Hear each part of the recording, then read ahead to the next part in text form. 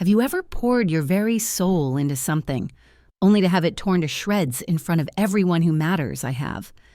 I can still feel the profound chill of that executive conference room, the polished oak of the long table reflecting 12 pairs of eyes, all of them studiously, painfully avoiding mine.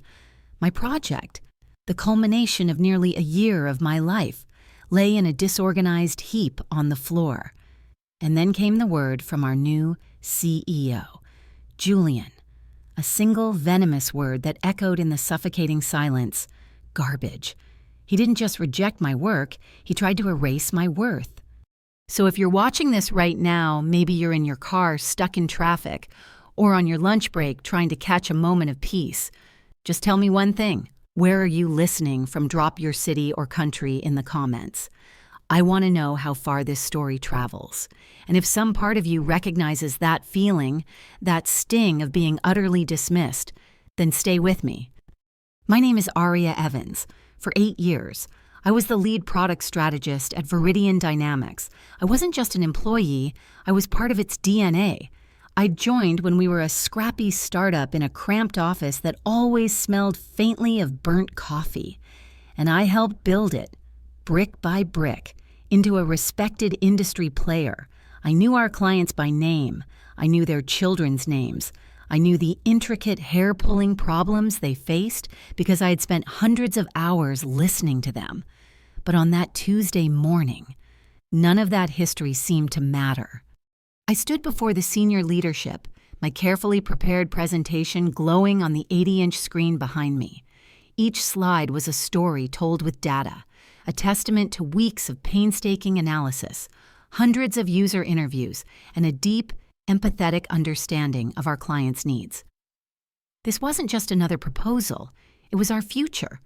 It was a clear, data-driven path to secure our market leadership for the next decade, a fortress against the encroaching competition.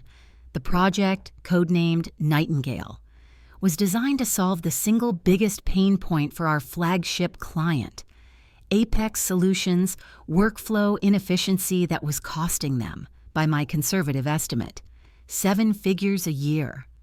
The room was silent, but it wasn't the silence of rapt attention. It was the tense, watchful quiet of a royal court waiting for the king's decree. And our king was Julian Croft, hired 3 months ago with a mandate to disrupt. Julian was the quintessential Silicon Valley import.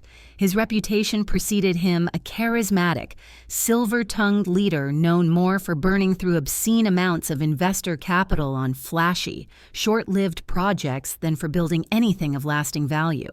Throughout my entire 20-minute presentation, his attention remained surgically attached to his phone, his thumb moving in a lazy, dismissive scroll that screamed boredom. He didn't ask a single question. He didn't even make eye contact. I was on my final slide, a detailed, multi-phase implementation timeline. When he finally spoke, "Stop." The word cut through the room like a shard of glass. He looked up, his gray eyes as cold and empty as a winter sky. He pushed his chair back, the sound scraping harshly against the floor, and walked to the front of the room. He didn't look at me. He looked at the screen, a faint sneer playing on his lips. Then down at the printed research I had meticulously bound and placed on the table for each member, with a deliberate, almost theatrical gesture. He picked up the stack of documents, my work, my evidence, my passion, and simply let them fall from his hand. The papers fluttered down, a cascade of white settling in a messy, disrespectful heap around my shoes.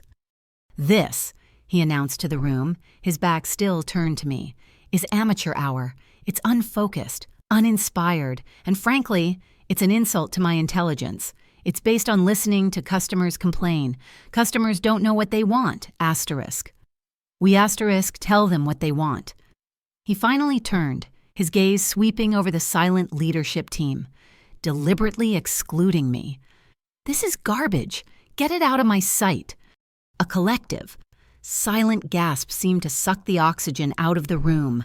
I felt the heat rise in my face, a primal flush of humiliation I hadn't felt since a childhood nightmare. But beneath that wave of shame, something else was taking shape, a cold, hard, and terrifyingly clear resolve. My eyes scanned the table.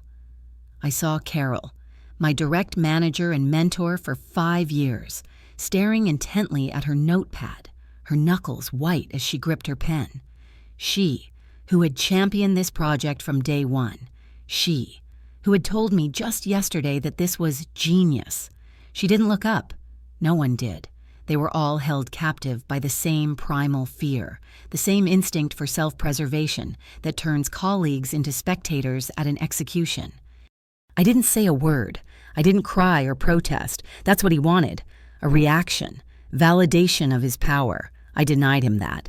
I bent down with as much dignity as I could muster. My movements precise and unhurried. I gathered my scattered papers, stacking them into a neat pile, my hands refusing to tremble. I walked back to my seat, my spine straight, my breathing even. As I sat, Julian had already moved on, launching into his own vision, a chaotic storm of buzzword synergy, paradigm shifts, blue sky thinking, and empty promises. He was a performer, a snake oil salesman in a $1,000 suit, and the leadership team, my colleagues, were his captive audience, nodding along to a script they knew was fiction but were too afraid to challenge. He called my work garbage. What he failed to comprehend in his monumental arrogance was that he had just handed me a declaration of war, and in doing so, he'd made a fatal mistake. The drive home from the office was a study in surreal calm. The city blurred past my window, a silent movie of neon and concrete. I didn't turn on the radio. The silence in the car was a sanctuary, a thick blanket against the noise of my own humiliation. There was no hot, messy anger. Anger consumes itself. What I felt was the complete opposite. It was the chilling precision of a glacier, slow-moving but unstoppable, carving a new path through a familiar landscape. Julian had intended to break me.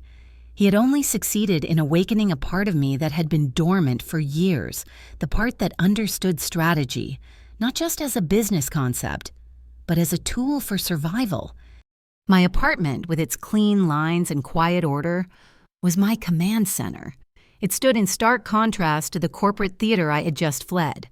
I walked past the company-issued laptop sitting in my bag as if it were radioactive. I went straight to my personal computer, the one I had built myself, component by component. I sat down, my posture perfect, and opened the encrypted drive where my real work lived. It was all there, a meticulous, parallel archive of the project's entire genesis. Every file was time-stamped, every asset logged, dating back 6 months, long before the project was ever officially sanctioned or even mentioned within Viridian's walls. My fingers flew across the keyboard, my movements unhurried and deliberate. Here were the initial wireframes and mock-ups, created on weekends using software I paid for with my own credit card, the license registered to my personal email address.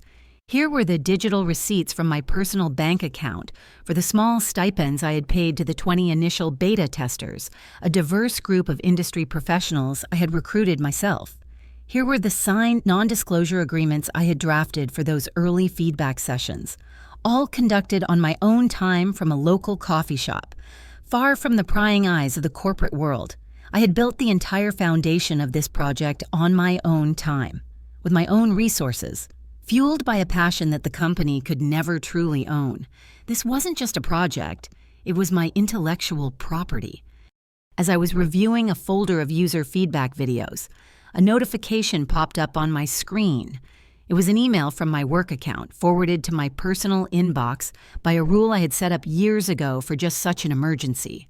The sender was the head of Viridian's legal department. The subject line, in aggressive all caps, read urgent handover of all project-related assets. My eyes narrowed. It had been less than an hour since the meeting. They were moving fast, trying to seize control before I had time to think. I opened the message. It was a short, brutally formal demand to immediately transfer all files, research data, communications, and source code related to Project Nightingale to a new team leader. But it was the salutation that caught my breath. It read, "Dear Ariana, They hadn't even bothered to spell my name correctly. It was such a small thing, a careless typo. But it spoke volumes. It was the final, dismissive flick of the wrist, a confirmation that, in their eyes, I was not just wrong. I was insignificant, a ghost in their machine whose name they couldn't be bothered to remember. I leaned back in my chair, a slow, cold smile spreading across my face for the first time that day. It wasn't a happy smile. It was a smile of grim realization. They wanted my work. What they didn't realize was that they were demanding something they had never owned in the first place. I didn't respond to the legal department's email. Answering an urgent demand with deliberate silence is a power move of its own. It creates a vacuum, and it makes the other side nervous instead. I spent the next 3 hours compiling every piece of evidence into a single, heavily encrypted, password-protected file, every receipt, every timestamped document, every personal email exchange with the beta testers, every version of the source code with its metadata proving creation dates outside of work hours. It was a digital fortress of facts, meticulously constructed out of a lifelong habit my father had instilled in me. He was an engineer, laid off after 25 years with the same company with nothing but a paltry severance. His one piece of advice to me was, always keep your own records. Never trust a corporation to remember your value.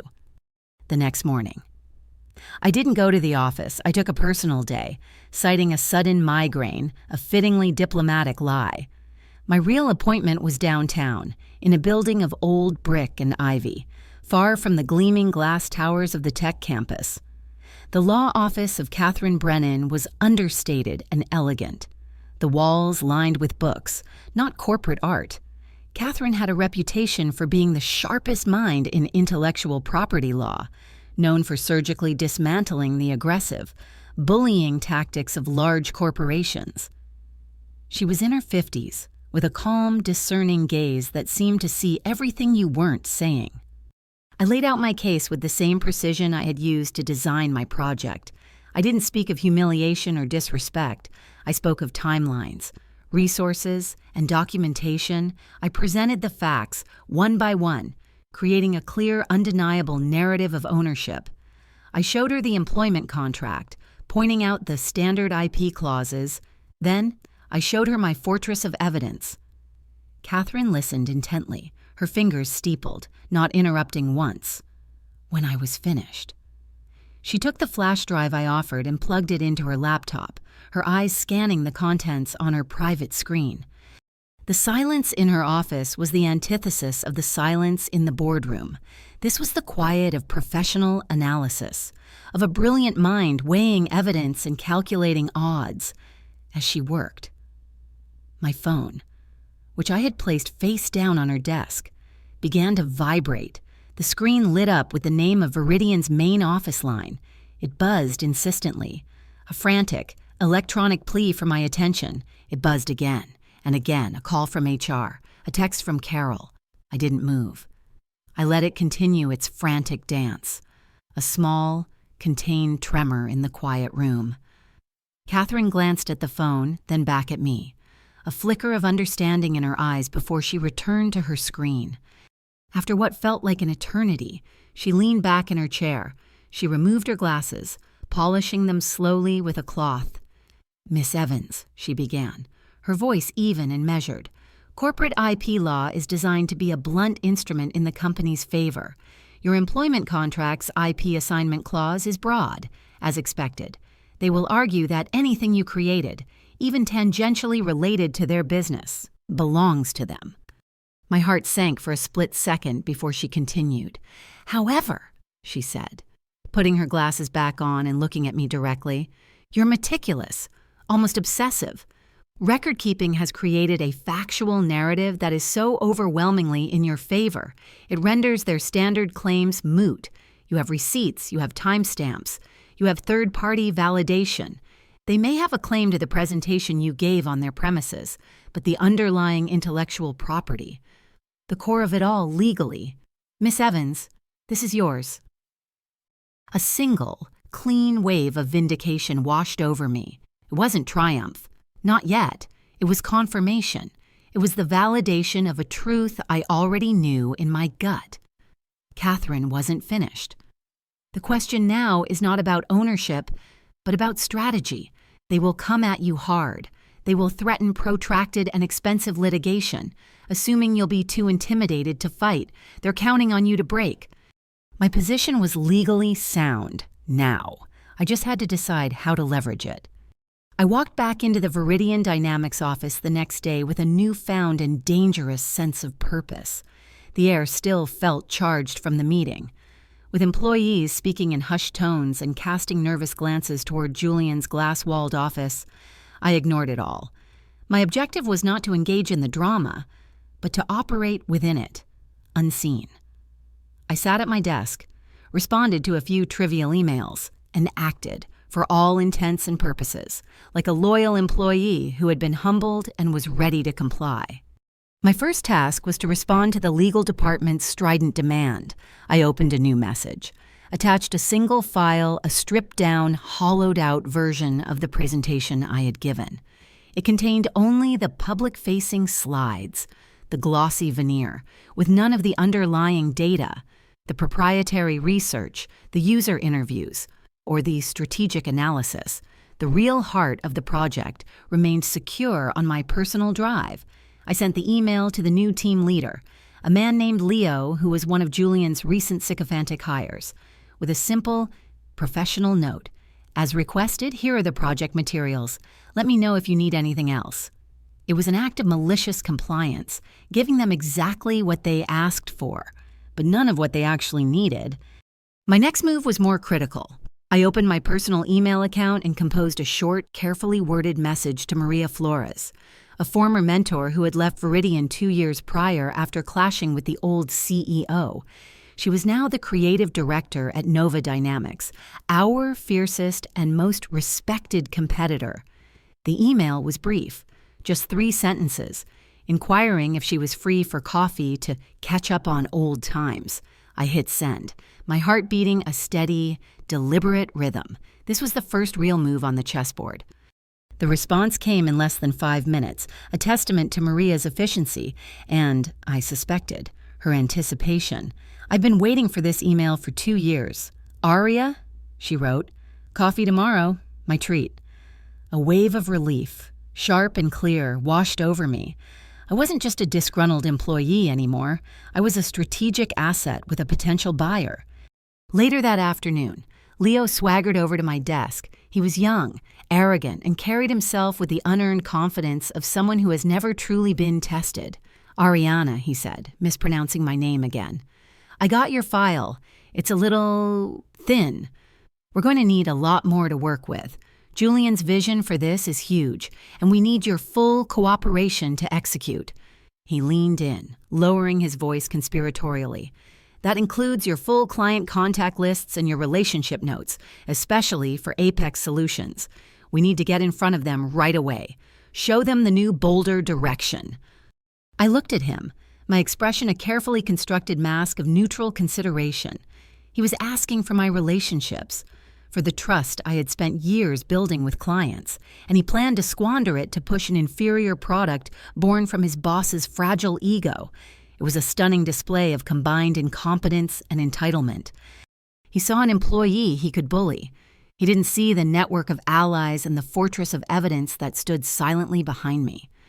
The coffee shop Maria chose was a small, independent place downtown, tucked away on a side street, far from the orbits of our respective corporate campuses.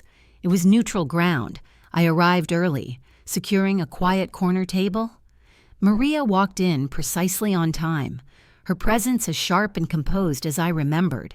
She was a master of her craft, someone who understood that great design was equal parts inspiration and warfare. She dispensed with the pleasantries. She sat down, looked me directly in the eye, and said, "He's a fool. Aria, a charismatic fool, which is the most dangerous kind. I've been watching him dismantle everything we built from the outside. It's painful to see." "It's worse from the inside," I replied, my voice low. "I can only imagine," she said, taking a sip of her espresso. "So let's be direct. You and I both know the industry landscape. Nova Dynamics has been trying to land the Apex Solutions account for 2 years. They're the white whale.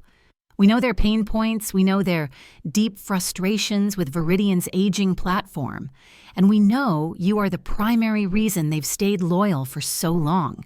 She leaned forward slightly, her gaze intense. If you were to become available, and if you happen to have a fully formed next-generation solution for their problems that was proven to be not the legal property of Viridian Dynamics, we would be very interested. This was it. The moment of truth. I didn't respond with words. Instead, I opened my personal laptop, turned it to face her, and launched the prototype. Her eyes, so sharp and analytical, widened as she navigated the interface. I watched her click through the user flow, her professional composure momentarily cracking. She saw the elegant simplicity, the intuitive design, the way it anticipated user needs and eliminated every single point of friction we had identified in our research. It was the exact solution she knew Apex needed, the one Viridian had just thrown away. This is brilliant, she breathed, finally looking up from the screen. Wait, is this the garbage? On the very same, I confirmed. Except this version, the only working version, was developed entirely on my own time and with my own resources, and I have the mountain of documentation to prove it. A slow, wolfish grin spread across Maria's face. Aria Evans, she said, you are far more dangerous than I ever gave you credit for. I love it. The next evening, I was in the executive conference room at Nova Dynamics headquarters. The meeting was discreet, held after hours. Across the table sat Maria and her CEO, a man named David Chen. He had a reputation for being a shrewd but fair leader who valued talent and execution above all else. After a brief, professional introduction, he got straight to the point. Maria has shown me your work, and my legal counsel spent the afternoon reviewing the documentation summary from your lawyer, he said, his tone direct and respectful. We believe that, with your expertise in this platform, we can offer a superior solution and win the Apex account. We're prepared to give you the resources, the team, and the autonomy to make that happen. He slid a folder across the table. Inside wasn't just an offer, it was a statement, a senior vice president position, a significant salary increase, substantial equity in the company, and a written commitment that Nova Dynamics would cover all legal expenses, without limit, should Viridian attempt to litigate. I accepted the offer on the spot. The 2-week notice I had planned to write suddenly felt like an unearned courtesy. A war had begun, and I was no longer fighting alone. The final week at Viridian Dynamics was a masterclass in controlled performance. I completed my transition tasks, attended meetings, and offered polite, infuriatingly non-committal answers to Leo's increasingly desperate questions about the thin project file. I was a ghost in their machine, present in body but with my mind already strategizing 3 moves ahead at Nova Dynamics. Each day, I discreetly packed a few personal items, a framed photo, a favorite design book, a small desk plant so my final departure would go unnoticed. Friday afternoon arrived with a heavy, expectant stillness. At 4:45 p.m., I began my final ritual. I ran a military-grade wipe of my browser history, logged out of all personal accounts, and permanently deleted any non-essential local files from my company laptop.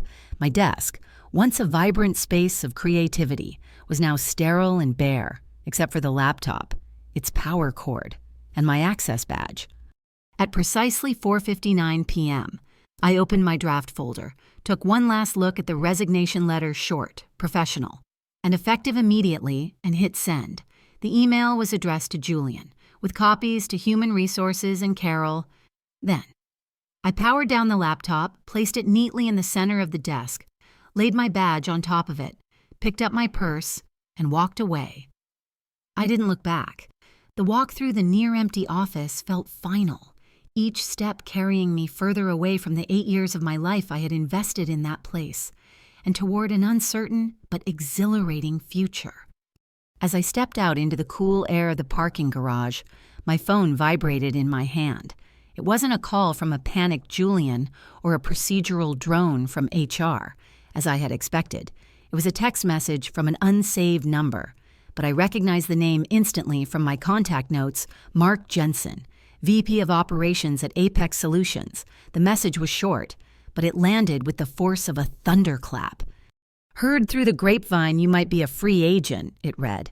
"Is your garbage idea looking for a new home, call me?"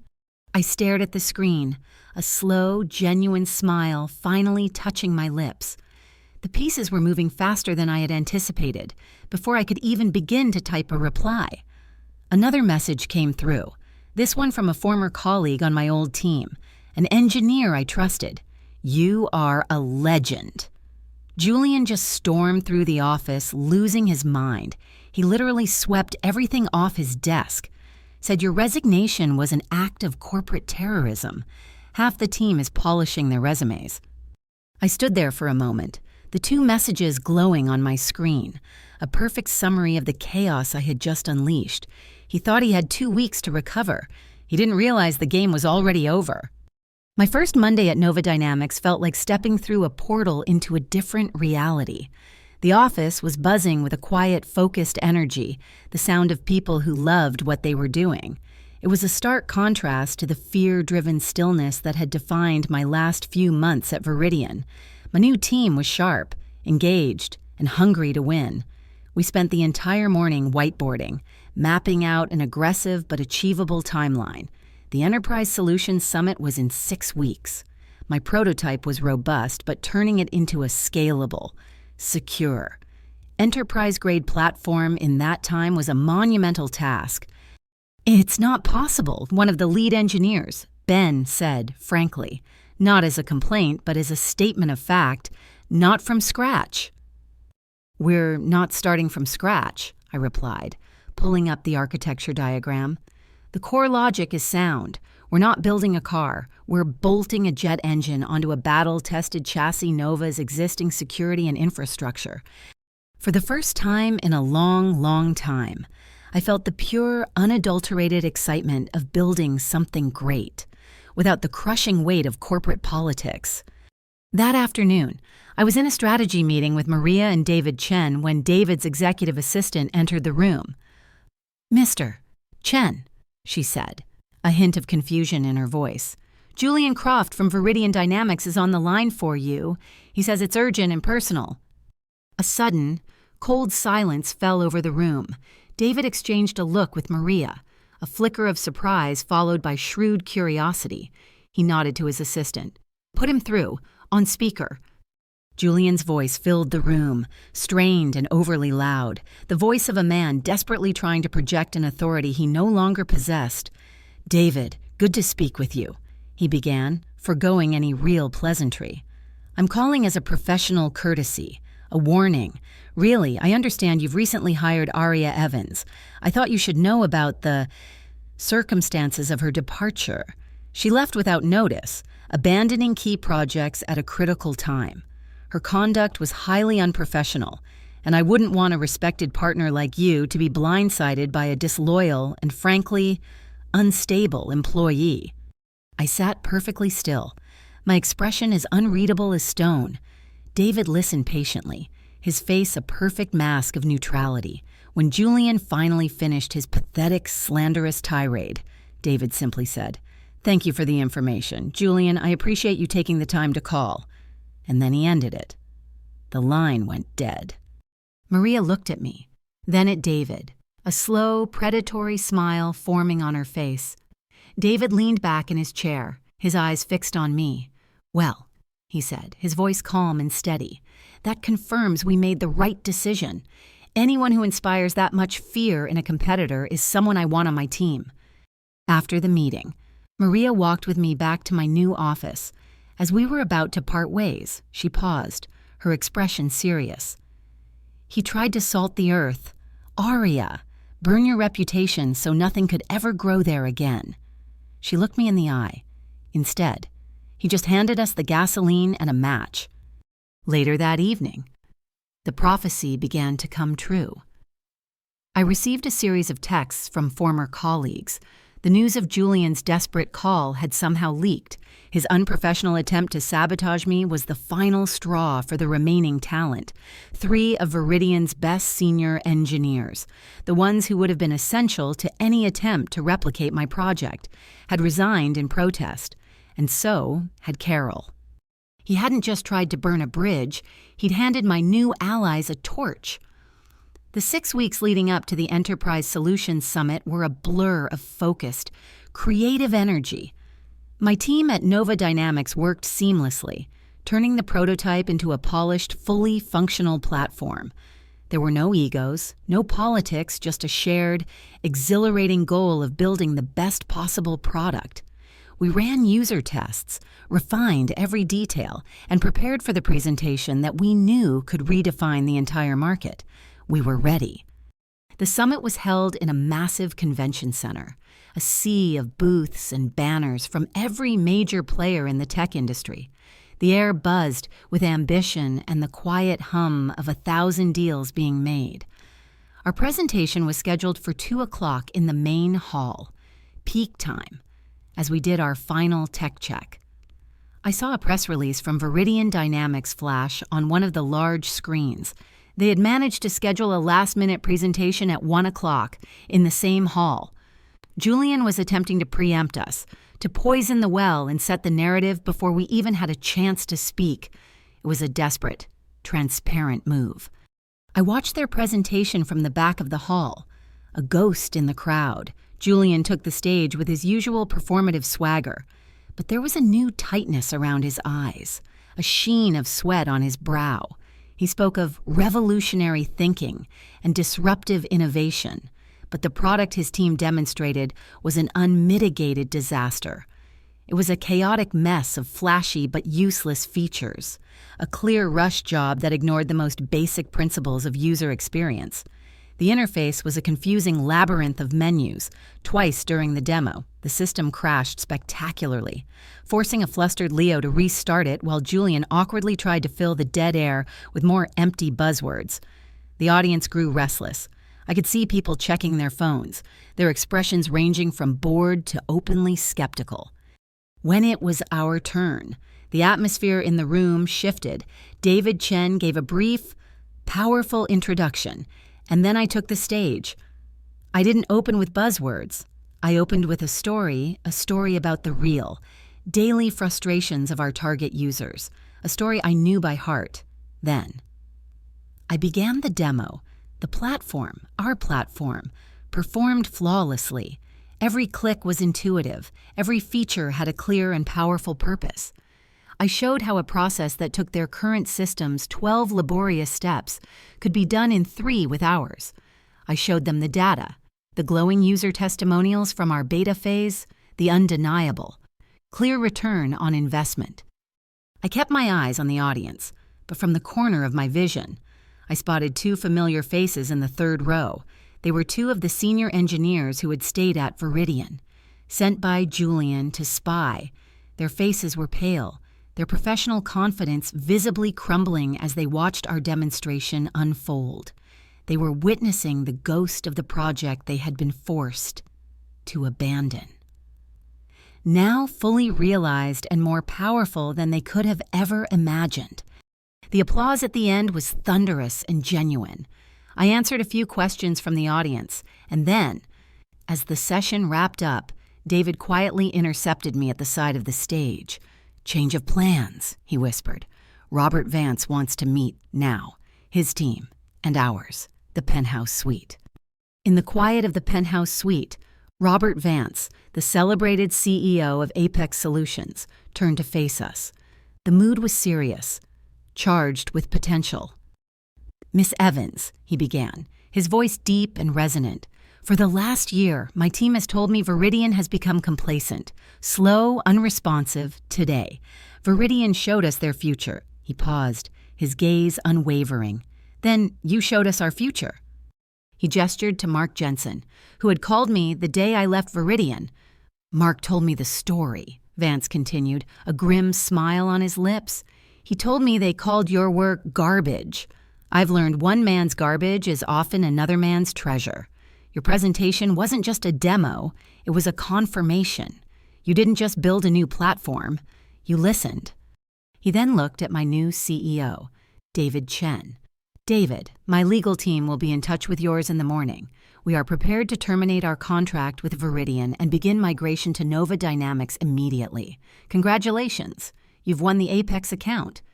Relieved smiles and firm handshakes filled the room. The shockwave of this decision would rip through the industry. The two spies from Viridian were now returning to a company that had just lost its flagship client in the most public way imaginable. The fallout was swift. By Monday morning, Viridian stock had plummeted over 30%, wiping out hundreds of millions in value. The narrative was clear. Julian's ego had driven away top talent and handed their biggest competitor the keys to the kingdom. Late that afternoon, I saw a notification Julian Croft's professional status was now open to work. He had been terminated. The board, faced with catastrophic losses and a talent exodus, had acted. His reign of terror was over. The news was satisfying, but my work wasn't done. As I was packing up to leave my new office, my phone rang. It was Arthur Vance, chairman of Viridian's board and, ironically, Robert Vance's older brother. "Arya," he said, his voice weary, "the board has made a change in leadership. We made a catastrophic mistake. We were blinded. We would like to formally offer you the position of Chief Executive Officer. Name your terms. We want you to come back and fix this." For a fleeting moment, I pictured it returning to the office I'd fled, wielding the power he'd abused. It was a tempting, poetic vindication, but it was a fantasy rooted in the past, and I was no longer looking backward. "Arthur," I said calmly, "I appreciate the offer more than you know, but I must respectfully decline. My future is with Nova Dynamics." I didn't need to tell him I'd been promoted to Chief Product Officer that morning. The heavy silence on his end of the line was answer enough. 3 months later, my new corner office overlooked the city. On my screen was an article, "How One Woman's Garbage Idea Reshaped an Entire Industry." My work was thriving, my team was growing, and we were pulling more clients from Viridian's shrinking portfolio. There was a soft knock on my door. It was Carol, my former manager, her face now relaxed and hopeful. She was here for her final interview to be the director of strategy on my team. We talked not as a boss and subordinate, but as two survivors who understood the value of a workplace built on trust, not fear. At the end of our conversation, I extended my hand. "Welcome to the team." He called my work garbage. I turned it into an empire. And the best part, I was just getting started.